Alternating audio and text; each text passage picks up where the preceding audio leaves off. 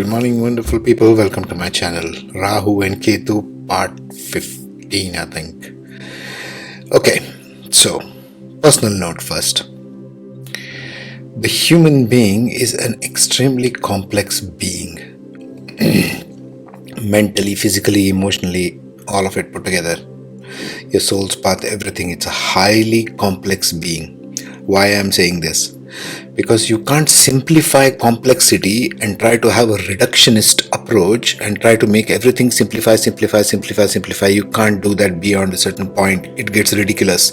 A complex thing is complex, so you have to unpack it one piece at a time. We are like a complex jigsaw puzzle, each one of us, each of the 8 billion people. So to unpack this requires a systematic unpacking.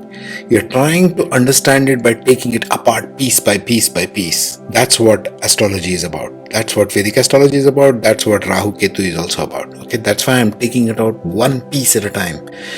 Because you have to understand it this way.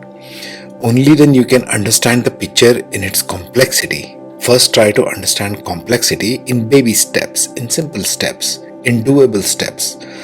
This is like studying your normal education, right? If you're going to school, if you're going to college, you can't directly jump from 5th standard and go to engineering college degree. You won't know anything that is required in between.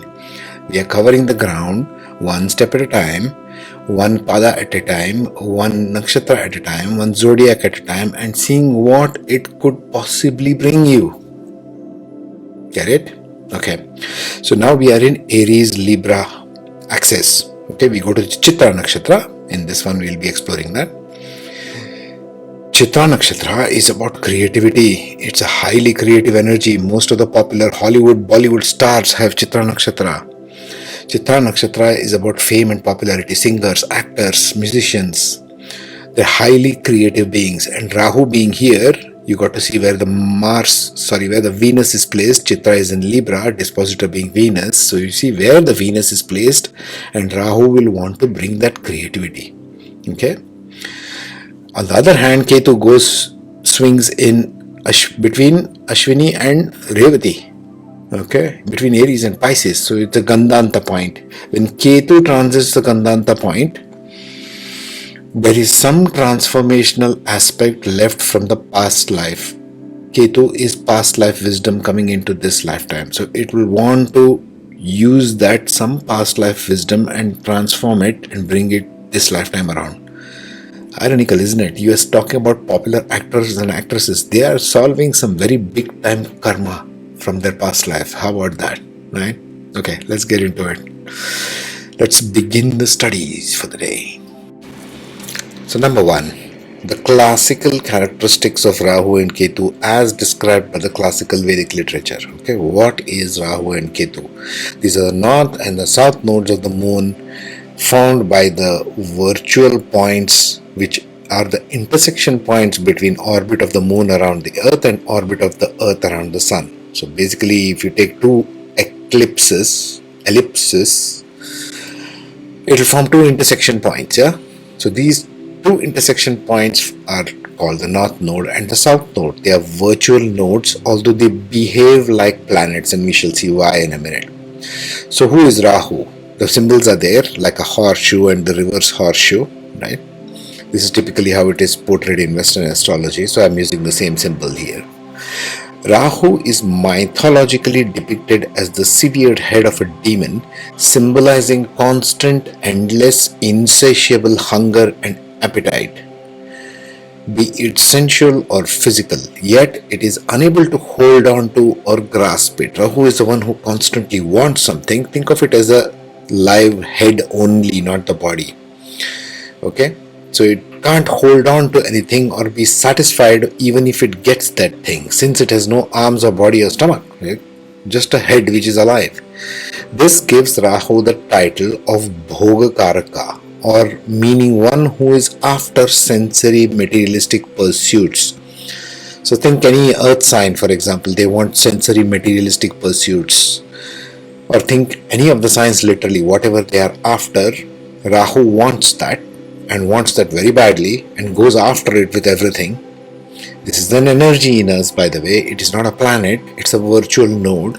but it will behave like a planet, which we shall see why.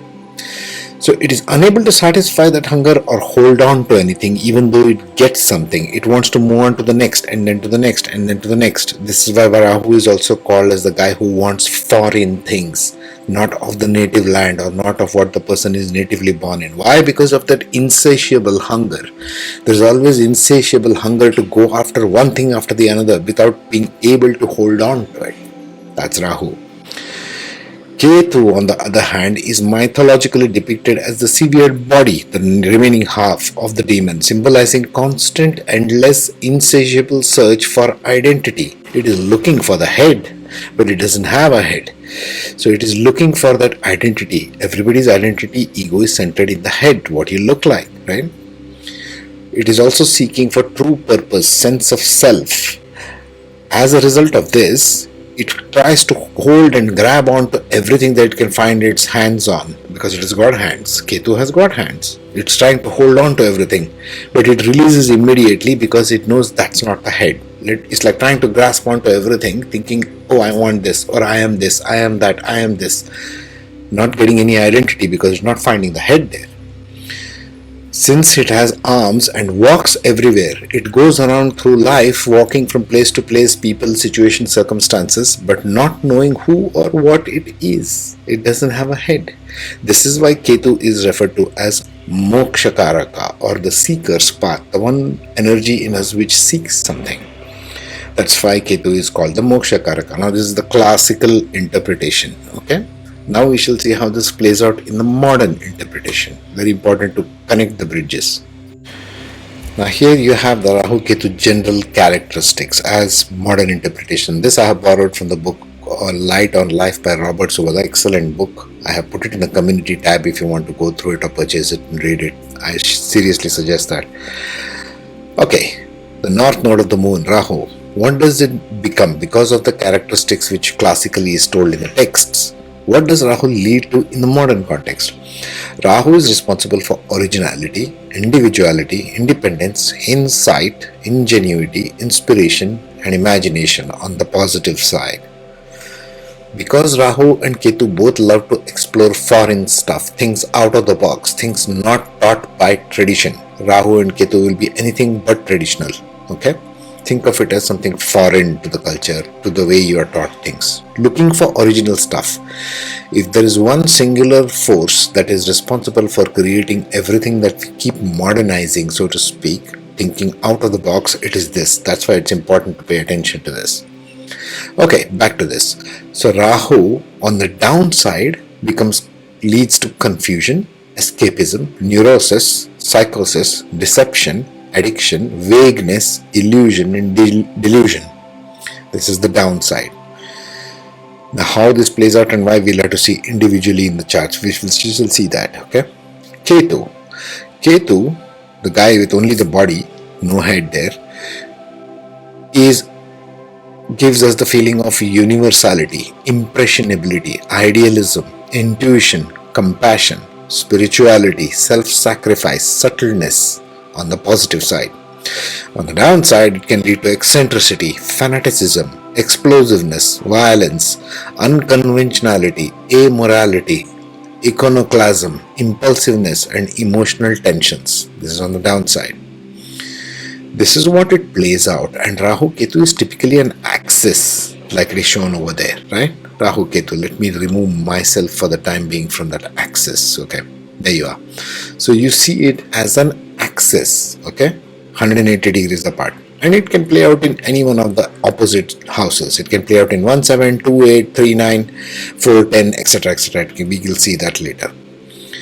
But this axis becomes a definition point of where in your life, in your different houses, are you looking for these two aspects, and they are always opposite to each other, as you can see. Okay, to stand opposite to each other. So if it plays out in second house, it detaches itself from the 8th house. If Rahu is in the second house, Ketu will be in the 8th house. You see what I mean? And so you will bring the 8th house aspect with these aspects shown here, second house with that aspect shown over there. Of course, it plays out with something called as dispositors. We shall see that next. Now, if you go to a traditional Vedic astrology, they will go on and on endlessly about dispositors. What the hell is a dispositor? It's an invented term by the Vedic astrologers. It has no meaning of its own. It shows the disposition. And what's the story on this? Rahu and Ketu both are enemies of the sun and the moon. This is the basic principle. So it has the solar aspect and the lunar aspect. The solar aspect is called the dispositor and the lunar aspect is the nakshatra, which gives the entire characteristics and the ball game of Rahu and Ketu. Okay? The solar or the dispositor means since Rahu and Ketu are enemies with the sun and do not have a full identity of their own, remember it's a virtual node, it is not a planet.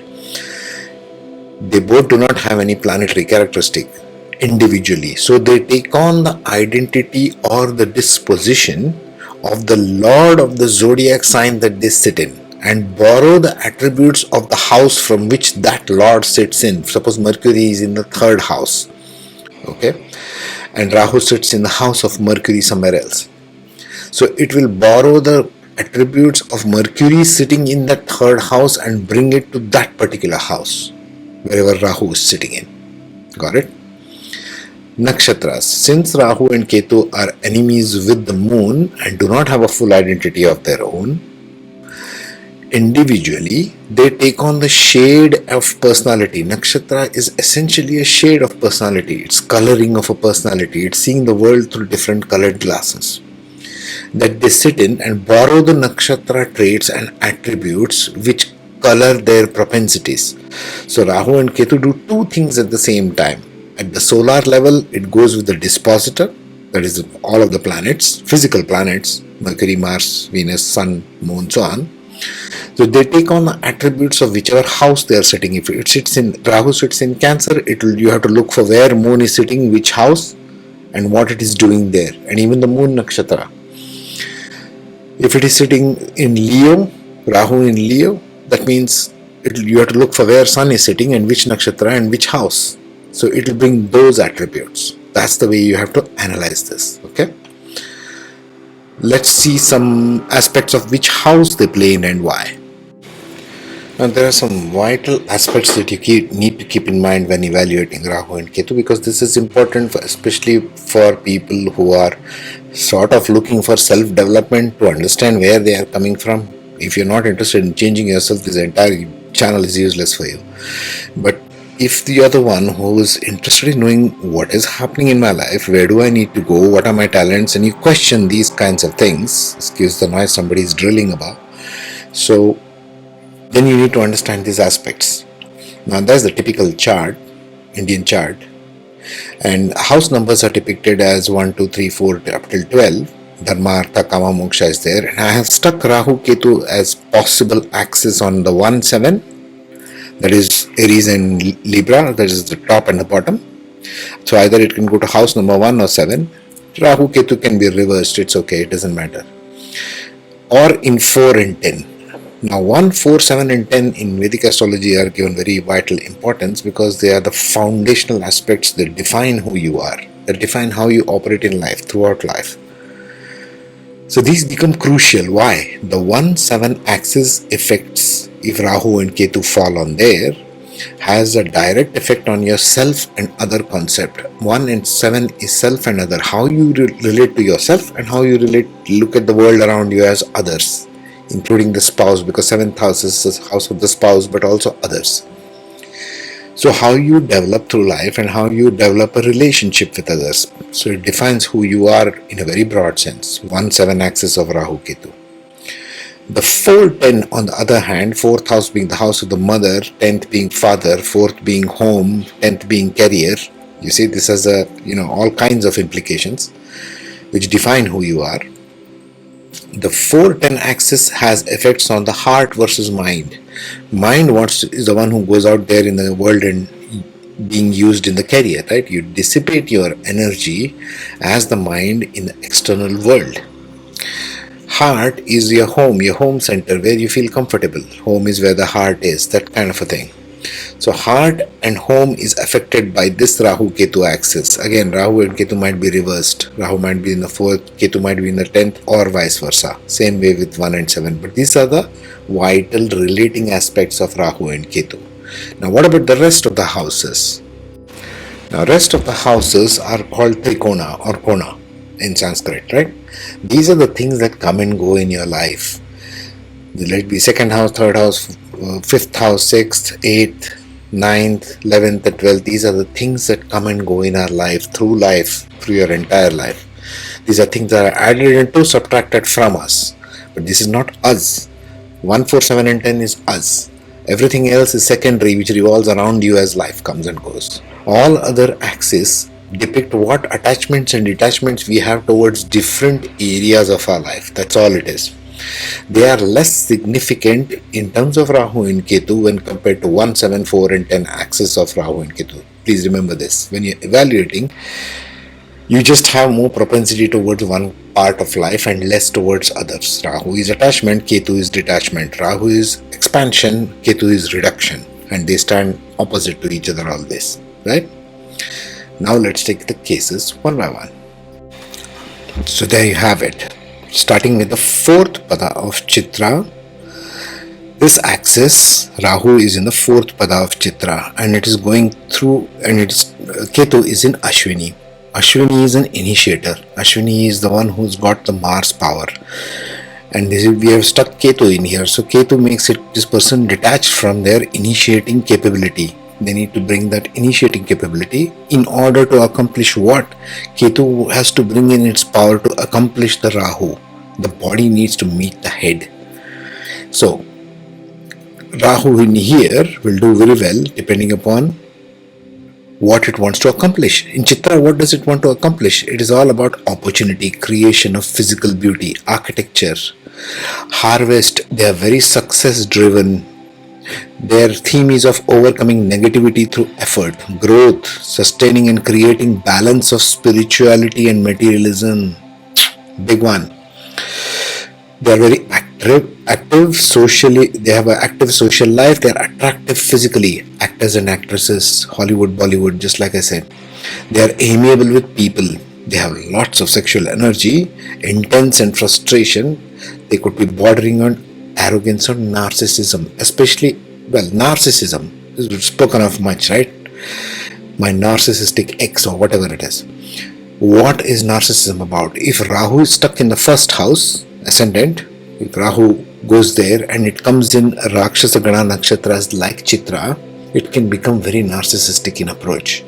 It can become very, very egotistical narcissism. I, me, myself all the time. Okay? That's all there is to narcissism. Okay, so in 4th pada, Chitra does very well.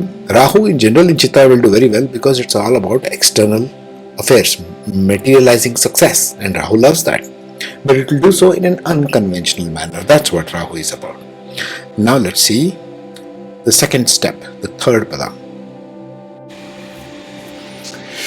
Now in the 3rd pada, we are still in the Aries Libra axis, as you can see there. Going from Chitra to Ashwini. Ketu is stuck in Ashwini in the Dharma pada. And Rahu is stuck in Libra. So here, Libra being a Kama sign, it's about desire. It's about fulfillment of desires. It can be anything. Libra can be, because it's a 7th sign, a fulfillment of sexual desires. Librans are highly sexual in nature. Okay? Don't mistake them because there's a 7th house in the head. Sexually very highly driven people. Very active sexually. And so they are all about meeting the other in a very intimate way. So Libra from Navamsha to Natal makes these Rahu very driven towards sexual desires, having lots of partners. These are the kind of actors and actresses that you see in media having tons of social extramarital affairs, lots of affairs. They just love it. There's nothing wrong or right about it. They just love having affairs. Okay, and Dharma, Aries to Aries. So it's a Vargottama between Natal and Navamsha, as well as Ketu is also in the Vargottama. And this is in the very first pada of Aries and the 3rd pada of Chitra, meaning This person is as Libran as they can get in the external world and as detached as initiators or as detached from Aries as possible because Ketu is sitting there. What does this mean? What does this lead to? We need to always investigate what does this kind of a thing lead towards, right? What can I see practically in life? What do you mean by all of this stuff? Okay. This means that the person needs to find out where their Mars is. We are speaking about Ketu for a minute here. So they need to find out where the Mars is because the dispositor is same in birth and Navamsha. And so is the case with Rahu going from Libra to Libra, from natal to Navamsha. So depending upon where Venus is placed and Mars is placed, that kind of a behavior from that kind of a house will bring into this person's life. And you got to see the axis as well. Like I said, if it's 1-7 axis, it is very strongly sexual. If it's 4-10 axis, it is more success driven. Okay, 4-10 axis, Cancer Capricorn, is more about home and the external world. So it will be driven in that axis. If it is something like 5-11, which is good in this case, if Rahu Ketu is in the 5-11 axis, it's between creativity and popularity, right? External world facing. 11th house is about social media. It's about popularity in the social world. 5 is where you bring it from. The start of creativity is the 5th house.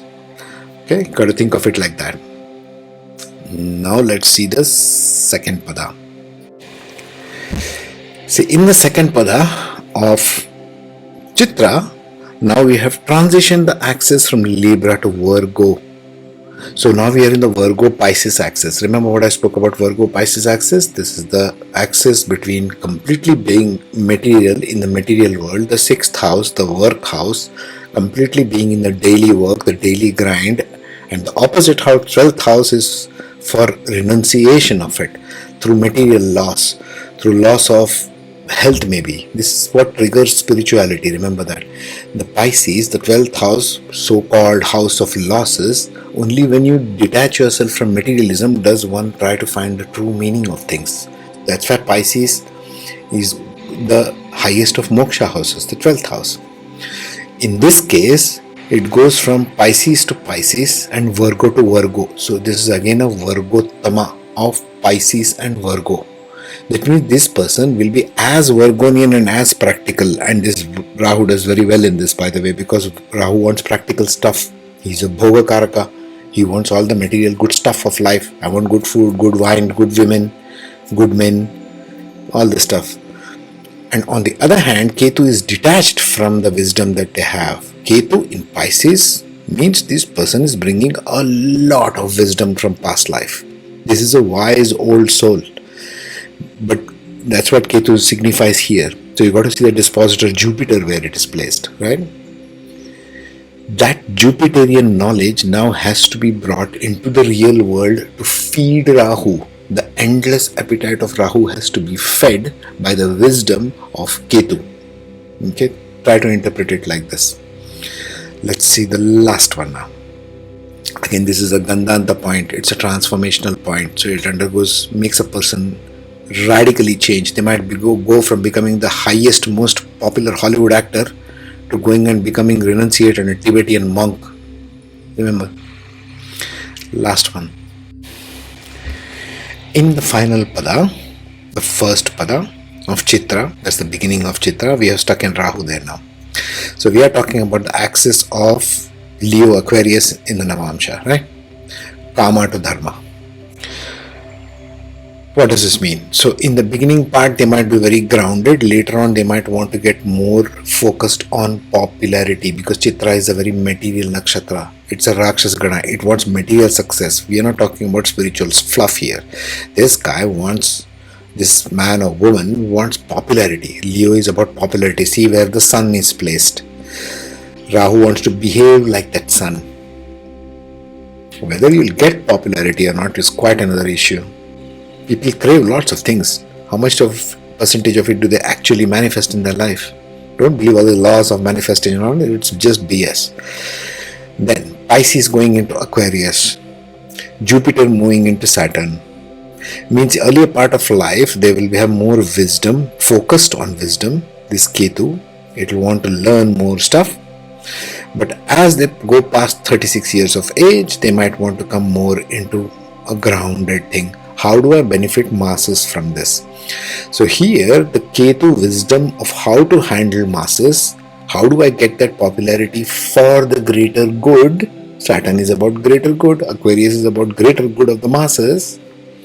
It wants to achieve fame. So the fame that Rahu wants to achieve here is can only be fueled by the wisdom that it has gained from the past life as a popular person. Look, as a soul, you might have become a popular person in the previous life, in whatever it is, whatever life you are living. Now it wants to bring that wisdom in to gain that, to fulfill that desire. Rahu Ketu are energy is given to us to fulfill our desires on this material plane. What does the soul require? Nothing. You don't require anything. You're fully eternal being of consciousness. You don't require anything, but you come to play in the earth field to do something. That's what this game is about. Okay. Next, we shall be doing Hasta Nakshatra. So, meanwhile, take care, be safe.